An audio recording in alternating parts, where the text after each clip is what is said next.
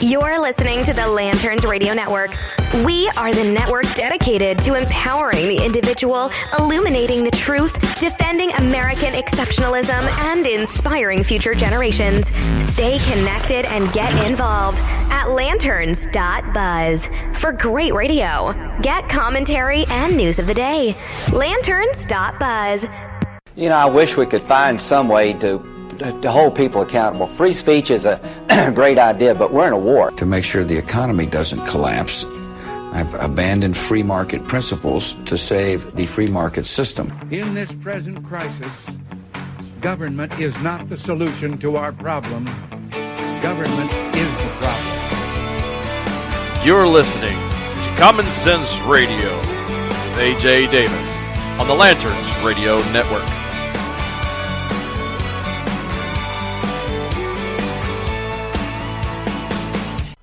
Welcome to the program, folks. Got a jam-packed show for you tonight. Check us out, all the Lanterneers, on iTunes, SoundCloud, Spreaker, Stitcher, and iHeartRadio. We're so glad to have you here. The first Monday in September. Woo! Anyways, check out Facebook at Lanterns, my Facebook at AJ Davis Podcast, and Twitter at Lanterns Buzz, and my personal one at Oregon Redskin. I know that's offensive. I apologize. So the things that I wanted to touch base tonight were the news of the week, Hurricane Harvey, and some good stories. But first, I want you to listen to this news report because it puts everything in perspective of the Hurricane Harvey. Here you go, folks. Now reporting, Juju Chang. I'm Juju Chang at ABC News headquarters in New York, and we are coming on the air for breaking news. Hurricane Harvey barreling into the Texas coastline as a Category 4 storm with 130-mile-an-hour winds. It's the first Category 4 storm to hit the U.S. in over a decade, threatening record rain totals of up to 35 inches throughout much of Texas that could render some areas uninhabitable for months. More than 150,000 people at this hour plunged into darkness. The president declaring a federal disaster for the state, and we are already hearing reports of significant damage, of collapsed buildings, of people perhaps trapped under the rubble. Our ABC News team is spread out along the coast as thousands flee the path of destruction. Take a look at the radar picture right now, and you can see where Hurricane Harvey is. The eye of the storm recently passed over Rockport, Texas. And joining us now from Rockport is the fire chief there, Steve Sims. Steve, I know you've been a firefighter for 13 years. What kind of damage are you beginning to see tonight?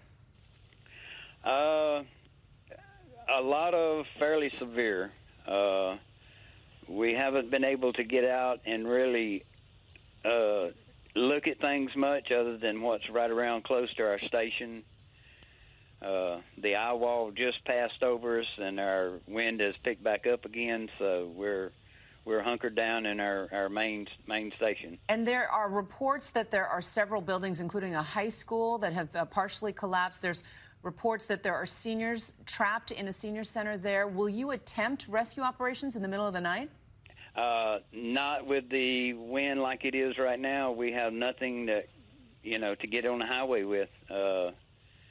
It's we're our hands are tied, and it's killing all of us. I'm sure, as first responders, that must be the hardest thing, to have to sit and wait. Very much.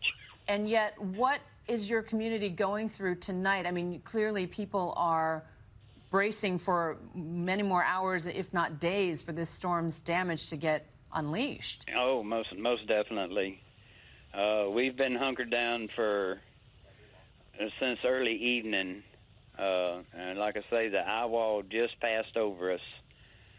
And it must be quiet now, and yet 130-mile-an-hour winds. What does that sound like in the fire department when you went over you? The best way I can describe it is a tin can being kicked down the road. That loud? That loud, and being in a metal building with the big metal roll-up doors,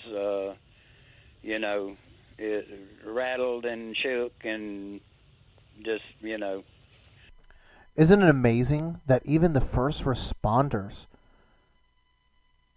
it was just killing them inside that they could not get out to help. And that firefighter,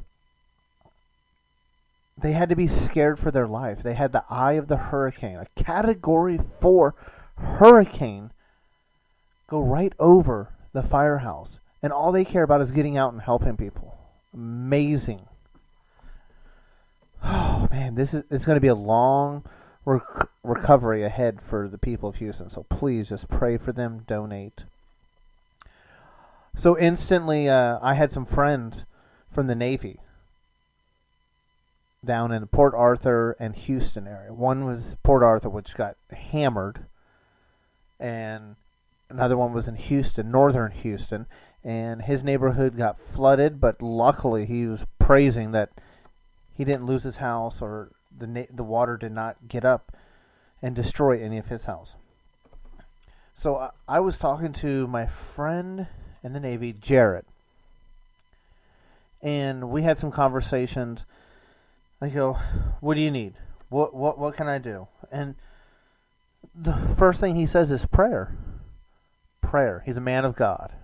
And I love you, brother, if you're listening to this. And I said, so are people trying to rob people? He said he's heard stories of that.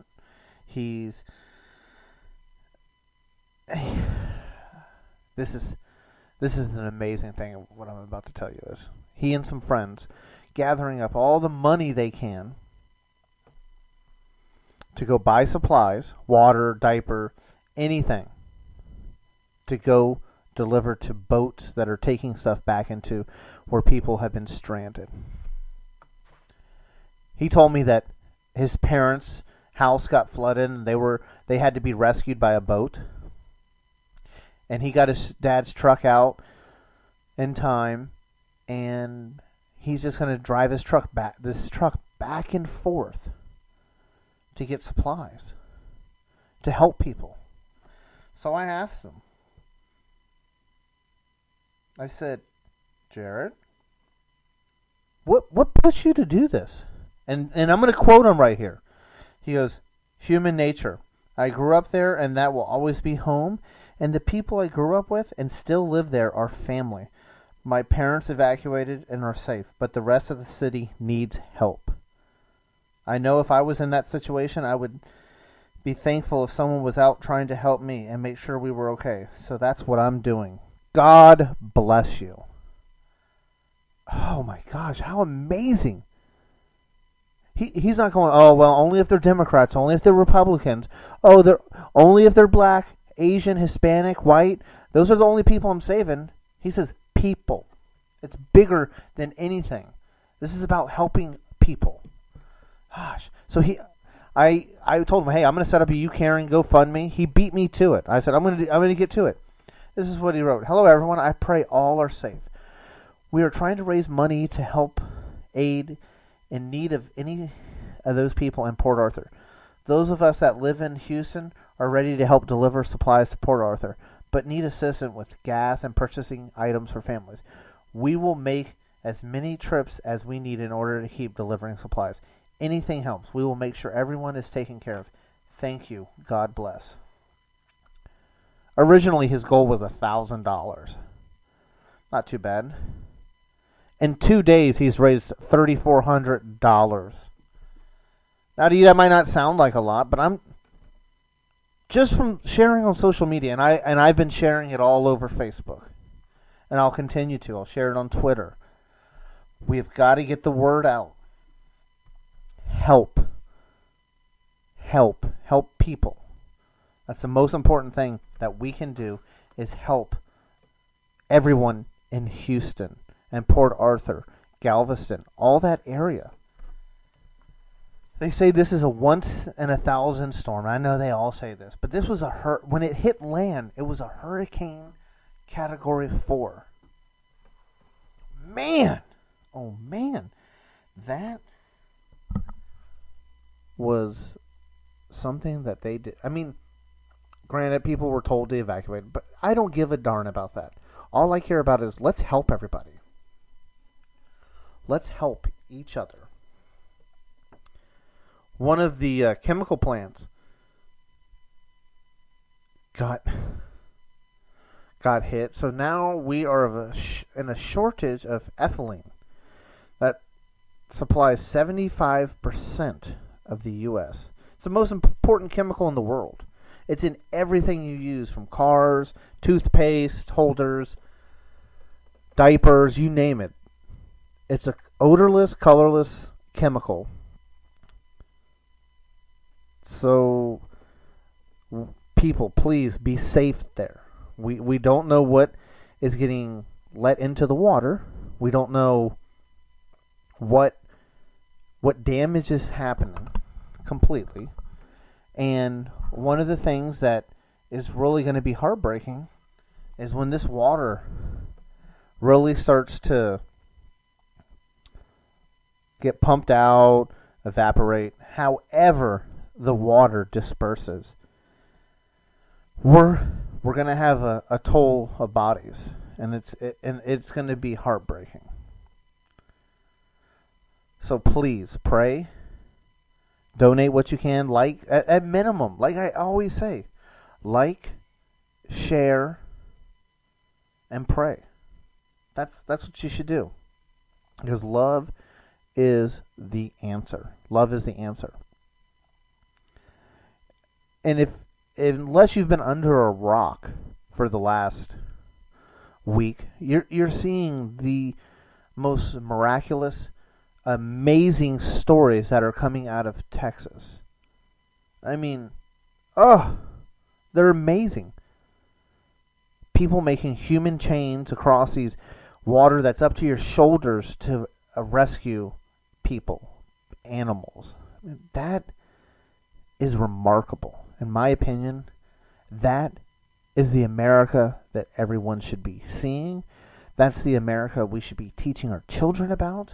And yes, we should be teaching them about some of the bad stuff, like the internment camps that we put the Japanese in. I mean, but America is good because it's people. America is good because of you. It's good because of me.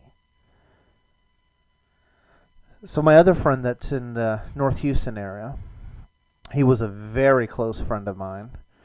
And so instantly, I'm texting him back and forth, calling, talking to him on the phone. And he was in northern Houston, and his neighborhood did get flooded. His house luckily did not sustain any damage. He praises God for that. And I said to him, I said, so what's next? How's the feeling down in Houston? And he says, the feeling is everyone's helping each other. The feeling is we're Texans, and we're going to get through this. And the funny thing is, he is a native-born Iraqi who joined the U.S. Navy. And all the time he spent in America when he was little was in Tucson, Arizona.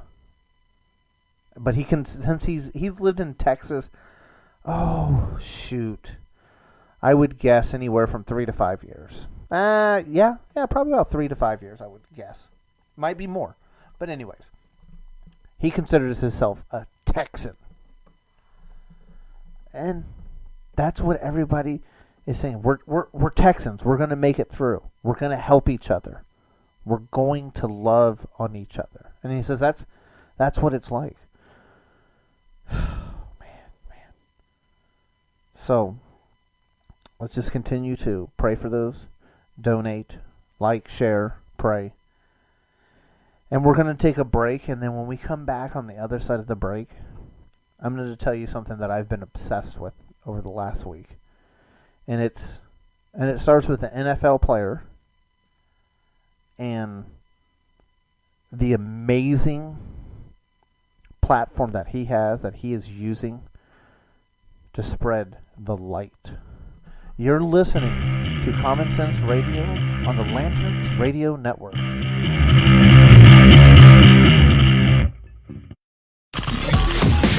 You're listening to the Lanterns Radio Network.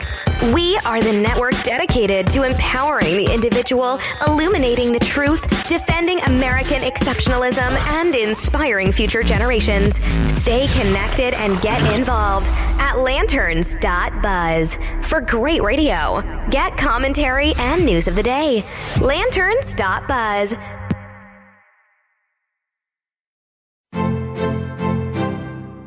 In every rising of the sun, my purpose was to be thankful to be alive. I was even more thankful for the blessings that came with this life, specifically Virdis, my wife. But that came to an end when Aklavane and her minions violently took her away from me. So my new purpose in this life is to gather all the pieces of the Stone's Heart so I can defeat Aklavane and get back my bride. Join me as I travel to new worlds, making new friends and avoiding old enemies. Read more about my story in the first 2 books of the Stone's Heart series, which are now available on Amazon.com in Kindle format. The first book is The Quest for Savit Varda, and that is followed by The Heart of Pagaila. Stone's Heart is more than a fantasy and a sci-fi quest. It's me fighting to get back my precious wife, despite the overwhelming odds against me. Stone's Heart. Join, explore, and believe. Check out Lumberlax. This is a company started by an 11-year-old Kai Talley. He plays lacrosse, and the money that they profit off of the business, they use to help less fortunate kids that cannot play lacrosse. He partners with nonprofits to give money to kids that physically cannot play the game due to special needs or illness. This is an amazing thing that he is doing, and he is extremely involved in his community. Take a look at the website, lumberlax.com, or email them directly at lumberlax@comcast.net and order a custom shaft for yourself or someone else. They also do coaches gifts, team sticks. They work with people to do fundraisers and so much more. Please check out lumberlax.com, official sponsor of Common Sense Radio with AJ Davis on the Lanterns Radio Network.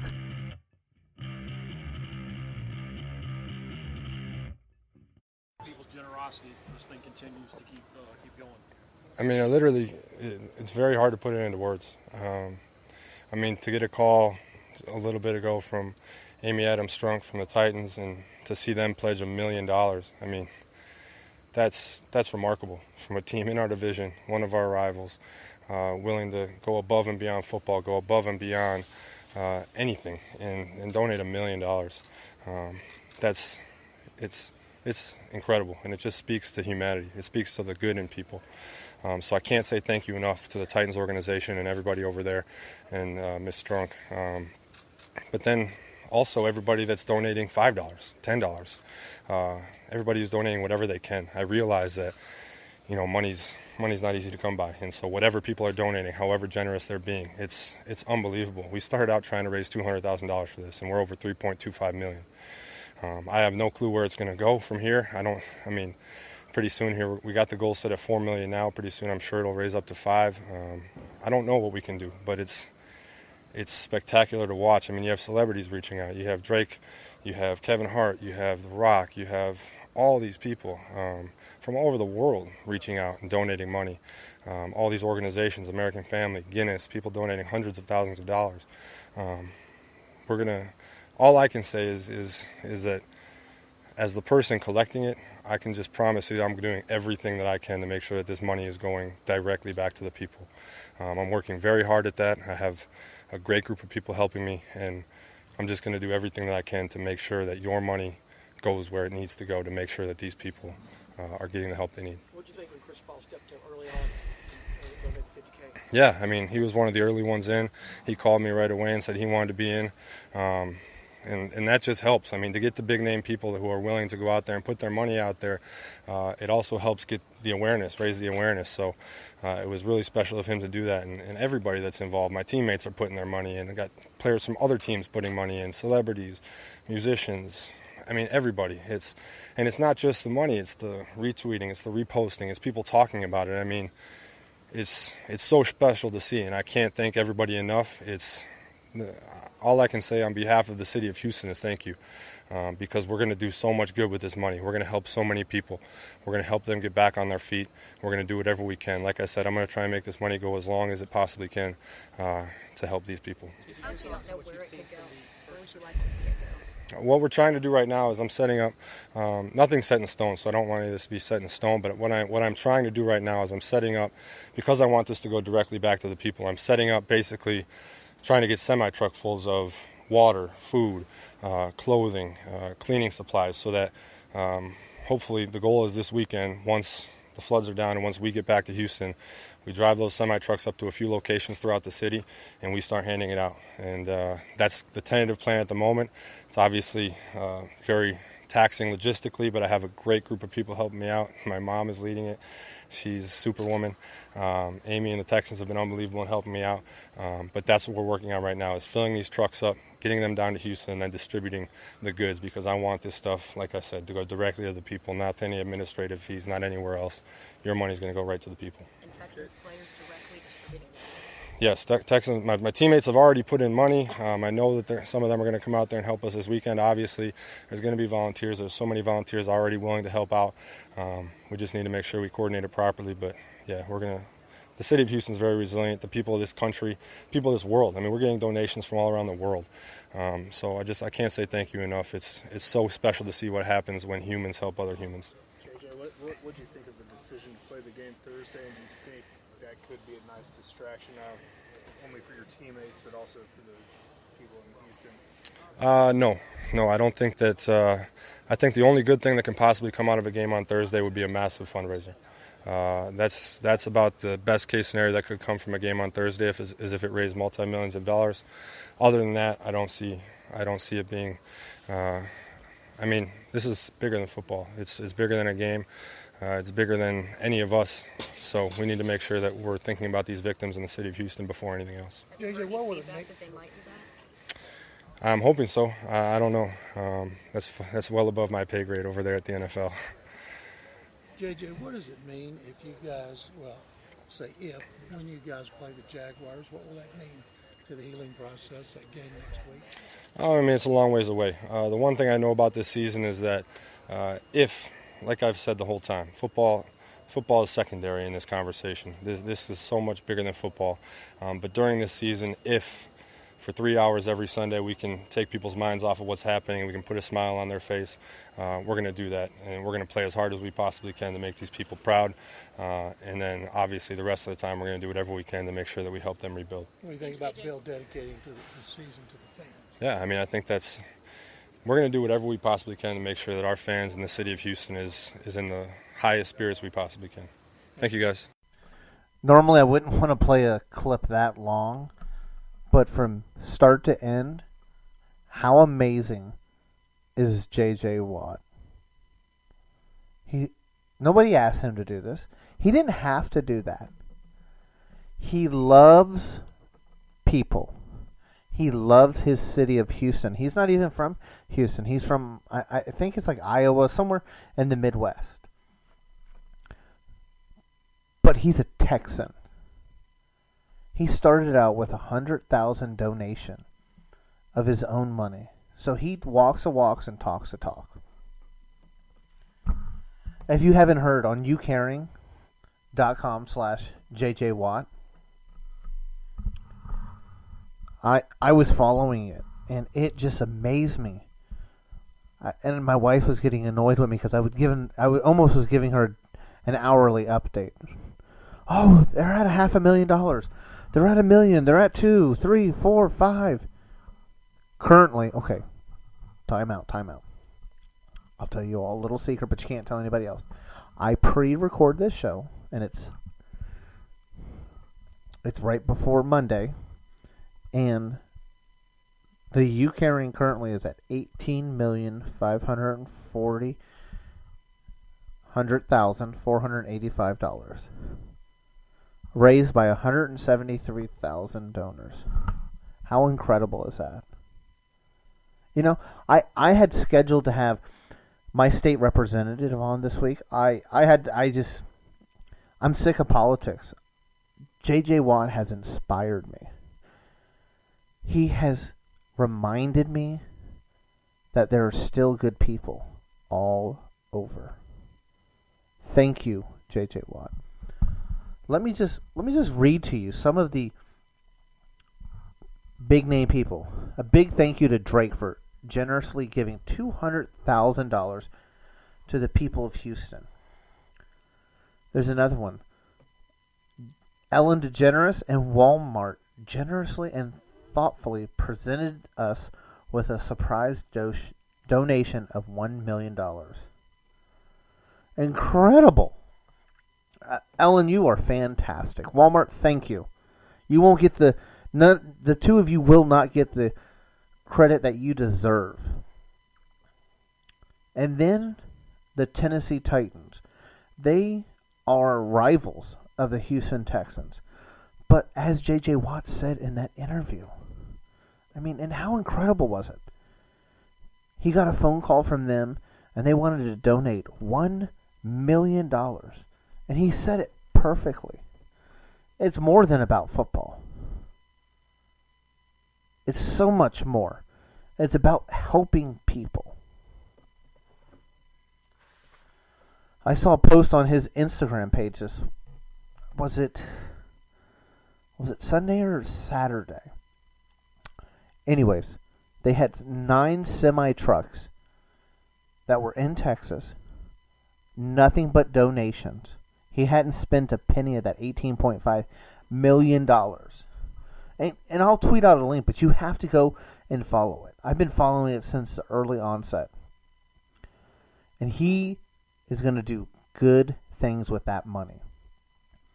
But anyways, 9 semi-trucks full of water and different supplies to help the people of Houston. His entire football team, from what it looked like, got out there and helped. Man. Who needs FEMA? Who needs the government? When you have individuals like J.J. Watt, you have charities like Mercury One, you have everyone dropping everything. You have the Cajun Navy. Shout out to Chris Pillier, who helped the Cajun Navy in the past. But I mean, you have good people that are out there helping people. I mean, forget FEMA again. Let's help everybody that we can. From the sound of my voice, if you're in that area, please go help. Please drop whatever you're doing. Help. And if you are not in that area, like, share, donate, pray. Like, share, pray, donate. I mean, you can say it however way you want. But let's show the rest of the world, let's show the rest of the country that we're here for you. Hashtag Houston Strong. We're here for you, Houston. We love you. And we're not going to sit back and just let you fall off the face of the earth. Gosh, it's just so refreshing to see the amount of help, the amount of love. And as I always say, and you'll hear it over and over again, love is the answer. Love is the answer. And it's just showing right here. J.J. Watt, I would bet you anything that he would go. I don't care if I could just help with helping the city, forget football. And then you hear in his interview, he says, for 3 hours, can we take people's minds away from this catastrophe? That's what he's obligated by contract. Obviously, he has to play. But you can just tell in his voice, if he didn't have to, he'd be out there helping what he calls his city get back on their feet. It's an amazing thing. And here, listen to this clip. I played a lot more clips than I normally do, but it gives you perspective. It makes you feel like, okay, I see where you're going with this. It really is an amazing thing. When you hear these, I guess you could call them celebrities, NFL players, coaches. I mean, you can tell these people are good people. They love, and yeah, there's bad people and everything. But these people that you're going to hear in this clip and what you've heard from J.J. Watt, those are good people. You notice I don't say Americans or Republicans or Democrats or progressives. They're good people. We're all humans. Anyways, check out what the Houston Texans coach says, because it just gave me chills. Unfortunately, it's a very dire third down situation in Houston right now. The Texans are still dealing with the fallout of the damage done by Hurricane Harvey. The team went straight to Dallas, BMAC, after their game in New Orleans on Saturday. Today, they practiced at the Cowboys facility where head coach Bill O'Brien was discussing the impact of this issue with the media. And it's been truly inspirational to watch what's been going on in Houston. We're proud of the fight. We're proud of those people. We're proud of the resiliency that they've shown and will continue to show. You know, football is obviously important, but I think the most important thing right now is doing everything we can for our city. I will tell you right now, we're going to dedicate this season to the city of Houston, the people of Houston. You know, there are no guarantees in football. That's not what I'm here to say, but I will guarantee that this team will go out every Sunday, Monday, Thursday, whenever they ask us to play, and we'll play our asses off for the city of Houston. I promise you that. Texans star defensive lineman J.J. Watt has also boosted the relief effort by starting a fund to help the victims of the hurricane. He shared this message with those who are suffering. It's stronger than ever, but we're going to need a lot of money to help these people rebuild. So if you can donate, please donate. Everybody in Houston, stay safe. Houston, whatever it is, stay safe.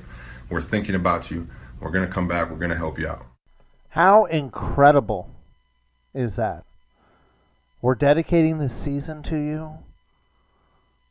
We're going to come back stronger than before. We're here for you, Houston. Those are the words from the Texans coach, from J.J. Watt.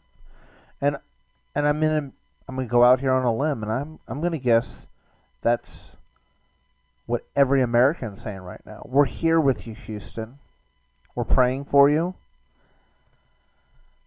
We're all doing everything we can to help you. And we will continue to. Don't worry about no stinking old FEMA. Don't worry about the federal government. Let's take care of our neighbors. Let's help each other. It's just a devastating situation that happened. And on the backside, we have Hurricane Irma I think that's what they call it, but that's coming back up the Gulf, what do they call it? The Gulf, whatever it is. And hopefully it doesn't make landfall. Each and every one of us, let's pray that does not make landfall.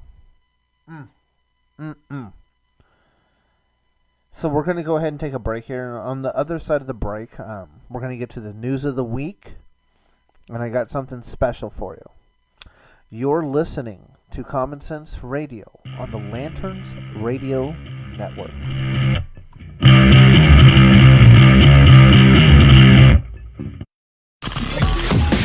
You're listening to the Lanterns Radio Network.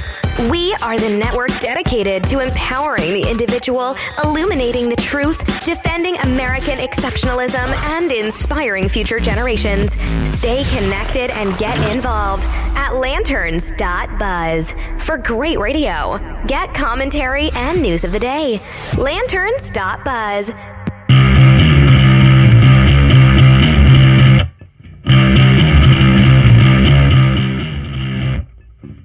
Welcome back to the program, folks. This last segment, we're going to get to the news of the week, and at the end, I got a little payback, is what I'm going to call it, to a Irishman that's in the States right now. Yes, I'm talking about our dear friend Jonathon Dunne. But first, go to lanterns.buzz. Check out the great content from the writers, the podcasters, the live people that do the live shows like Defenders of American Exceptionalism, Battlefield Live, Battle for Freedom, and now the HoloNet. And I believe Michael Murphy's going to be going, from what I've heard, listening to his podcast. I mean, just check out everybody. Blake Johnson, everybody's. The Bells of Liberty. They're all... I enjoy listening to them. Whether they listen to mine or not, I don't really care, to be honest with you. People take their time to put together content, and I appreciate it. I really do, and I'm so glad to be part of the team over at Lanterns, because we're here to fix the machine. The machine meaning the federal government, the out-of-control local government, and that's one thing that has been refreshing this week. People haven't been hammering away at politics, haven't been hammering away each other. Well, okay, pull my fishing pole back in. There was an outrage a little bit about the stilettos that Mrs. Trump was wearing. My goodness. Get a life is what I have to say. My goodness. Oh, Lord. Is that what you're really concerned about? Is what shoe she was wearing? Anyways, back to the local government. That, I personally think, is the one thing that we as... I hate labels. Conservatarians, that conservatives, whatever you want to call, are missing the boat on. We really are. Not that the federal government is not important to get good people in there, but the local areas are progressively taken over. I'll give you an instance. I live in the Yamhill County area in Oregon, and I heard about a ban bag going into effect back earlier in the year in Mcminnville area. And that's where I do all my shopping at. Well, and I'll share these Facebook live videos that I did, but the bag ban went into effect September 1st, and Saturday was the first day that it affected me. And the term I usually use for my wife, and I gave myself vindication this week, is when something does not affect others, it doesn't matter. Well, this affected me so much that I made a Facebook Live video out of it. It bothered me so bad. And what it is the progressive government of these misguided people. That's what we're going to say. Misguided people, yeah.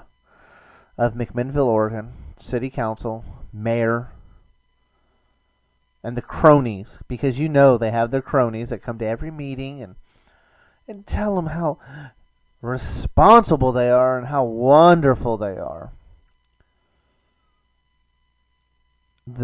This happened back in February. I think it was about the February 14th City Council meeting. Because, like I told you last week, I'm a reader. I love going back and reading those City Council meetings, whether it's Carlton or it's Mcminnville. I don't really read many of the Mcminnville, but when I do my research, I try to do it very well. So I went back and read all the City Council meeting minutes that I could find of this. They think they're going to be good stewards of the environment by banning the plastic bags. Oh, thank you. Thank you.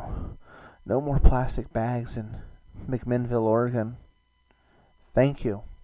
Thank you to the 15 people that testified in front of the City Council. I kid you not. That's how many people in the City Council meeting minutes it quoted as saying. 15 people came and testified. Was there one of those people that testified against? I don't know.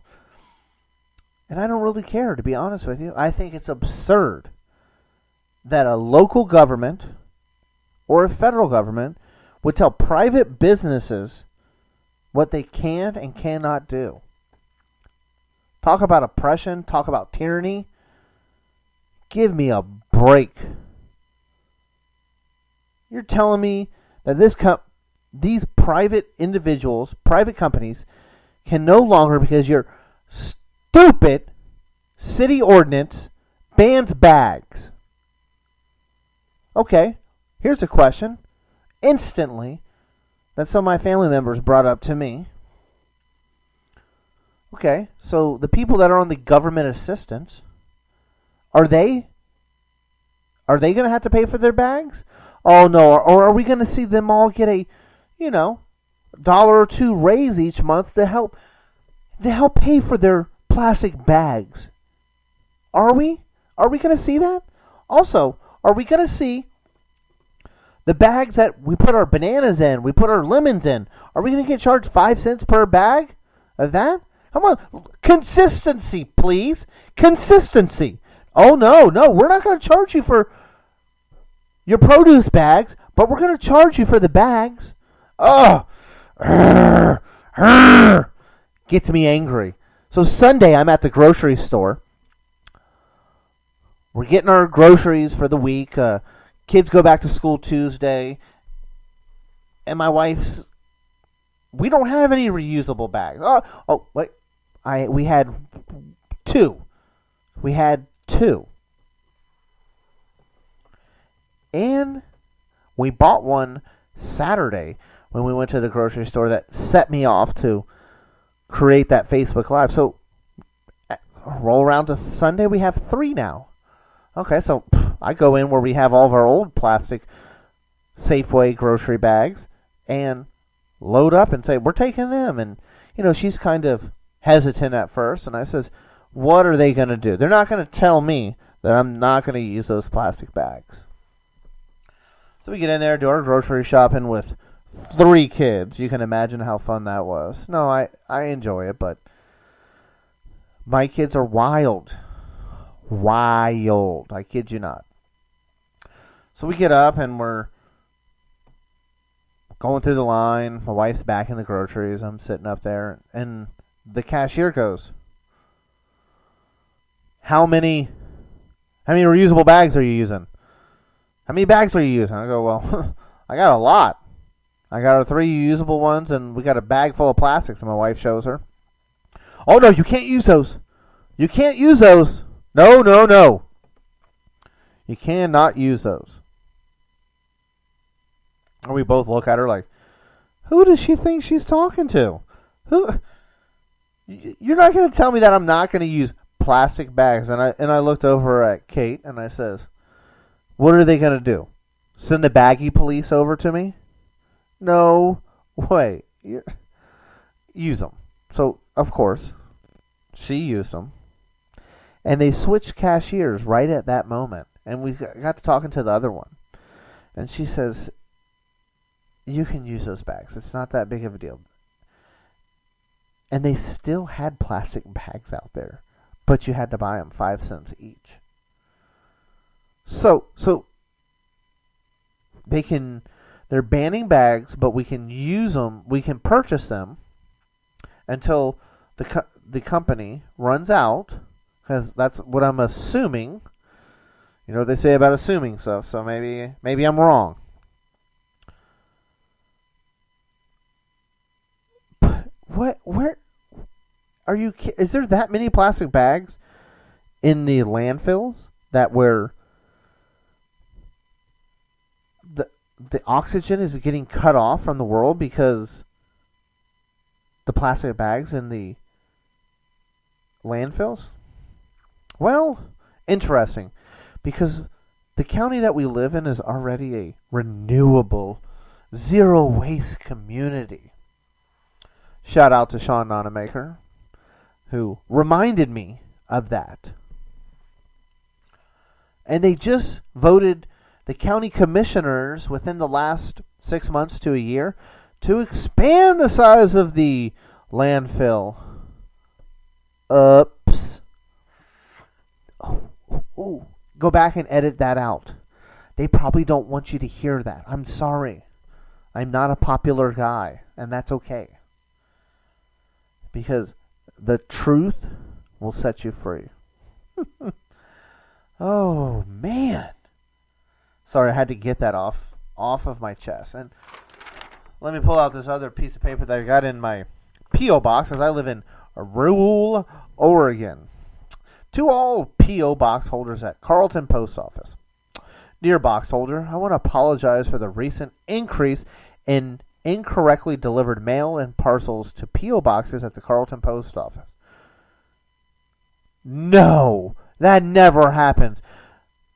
The federal government and the United States Postal Service, it's just exceptional. Minus the flag that was flown in Afghanistan that was framed from my buddy that got sent from Afghanistan and got damaged at the Carlton Post Office. Minus, except for the box of checks that the Carlton Post Office loses. Also minus their sign says they will have the mail delivered by 9:30 every day. My wife goes and checks it, and sometimes it's not till 10:30, 10:45 daily it's delivered.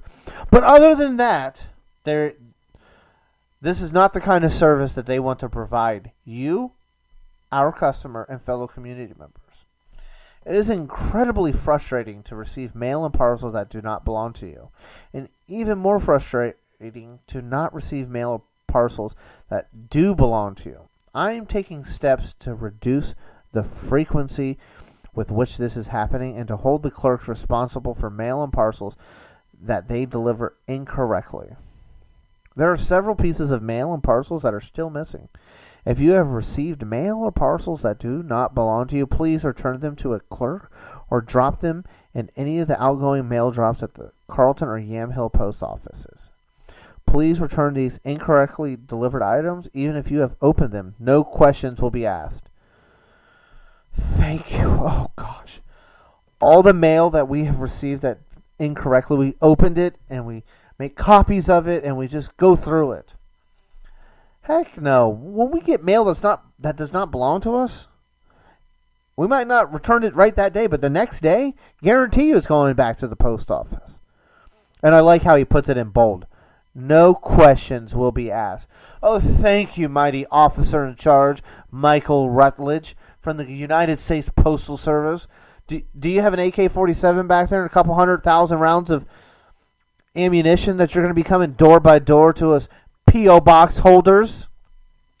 Your fellow neighbors, friends, family members, and local businesses would simply like to receive the items addressed to them. Maybe if you didn't screw up and didn't deliver the mail right. I mean, how hard is it? Box 211, box 210, box 209. How hard is it for you to deliver the darn mail?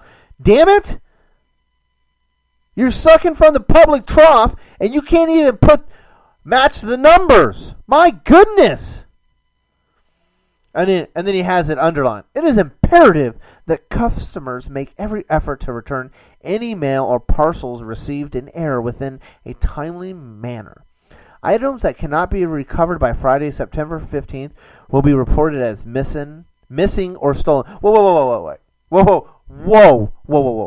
It's imperative that the customer make. We're not customers. We're taxpayers, and you're sucking from the public trough. And you're going to mark items marked as missing or stolen because you and your federal employees have screwed up? I don't think so. Not on my watch. Again, he states, I am offering anyone who has received mail or parcels in error the opportunity to return these items with no questions asked, even if they've been opened. Once again, I apologize for the inconvenience that this has caused. Should you have any questions or information on where some of these pieces of mail or parcels may be, please feel free to reach out to me. My contact information can be found below. Hey, Mike. Can I call you Mike? That last little bit should say, once again, I apologize for the incompetent employees of the United States Postal Service because we cannot match numbers. I apologize. We are not good with numbers.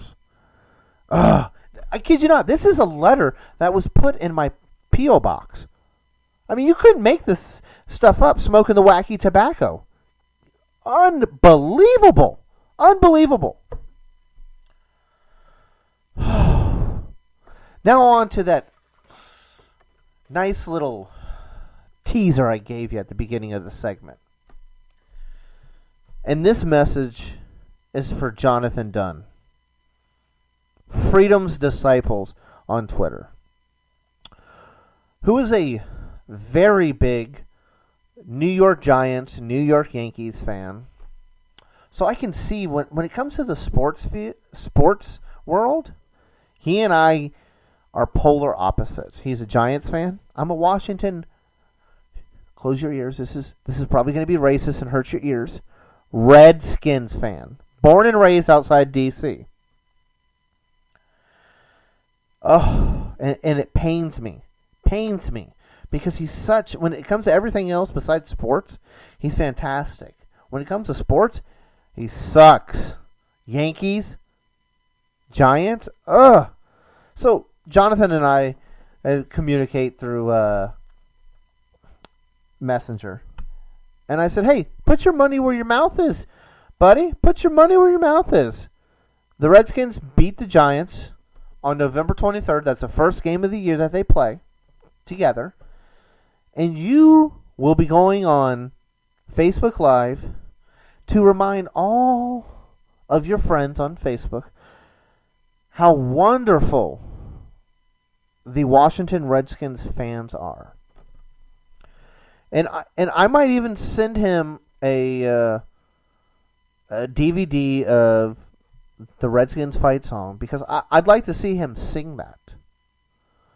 Because that is going to be a bet that that's a check that I wrote and I'm cashing on November 23rd. Jonathon, buddy, I hope you're listening, because I have to say a few things to you. The Giants suck. Hail to the Redskins. Hail victory. Braves on the warpath. Fight for old DC. I bet you Jonathon will sound a lot better than I do. And I'm going to ask him to record it, because I will play that live here on Common Sense Radio with AJ Davis. And it's just common sense for me to make that bet. I mean, are you kidding me? The Giants, and he does have a good comeback. You can't spell elite without Eli. Well, Eli is going to get hurt this year. I have a suspicion. I better not say that.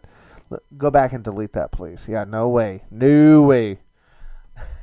No, I'm not going to go back and delete that. But the Redskins will beat the Giants. They better, or I'm screwed. Anyways, you're listening to Common Sense Radio on the Lanterns Radio Network. God bless you, and I will see you next week. You're listening to the Lanterns Radio Network. We are the network dedicated to empowering the individual, illuminating the truth, defending American exceptionalism, and inspiring future generations. Stay connected and get involved at lanterns.buzz. For great radio, get commentary and news of the day. Lanterns.buzz.